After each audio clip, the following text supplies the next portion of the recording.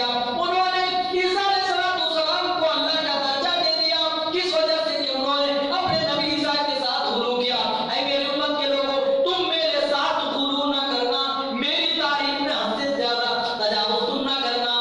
فرمایا انا عبد اللہ و رسولہ، میں اللہ کا بندہ اور اس کا رسول ہوں۔ فقولوا عبد اللہ و رسولہ، تو تم مجھے اللہ کا بندہ اور اس کا رسول کہو۔ اللہ کتنی صراحت ہے، لیکن کون سمجھے؟ آپ کو جن عقائد کے بارے میں آپ کو خدشہ تھا کہ میری امت گمراہ ہو سکتی ہے، ان تمام عقیدوں کے بارے میں آپ نے وصیت فرمائی۔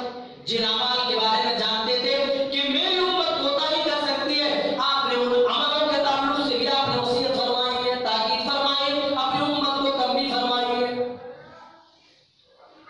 اور حجۃ الوداع کے موقع پر آپ صلی اللہ علیہ وسلم نے ایک وصیت یہ بھی فرمائی تھی، سنو تم ایک دوسرے کے دشمن نہ بن جانا۔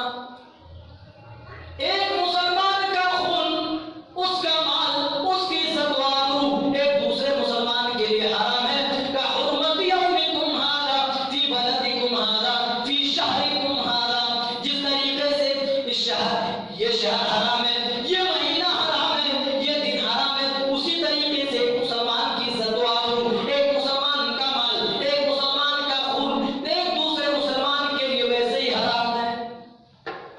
الا ارجع بعدی کفارا، خبردار تم میرے بعد تم کافر نہ بن جانا، میرے چلے جانے کے بعد تم کافر نہ بن جانا۔ کفارا یضرب بعضکم رقاب بعض، کہ تم ایک دوسرے کی گردن مارتے پھرو۔ آج یہی ہو رہا، ایک مسلمان خون کا پیاسا، ایک مسلمان کا خون کا پیاسا، کس طرح ان کو تکلیف پہنچائی جائے، کس طرح ان کو مارا جائے، کس طرح پریشان کیا جائے، کس طرح ستایا جائے۔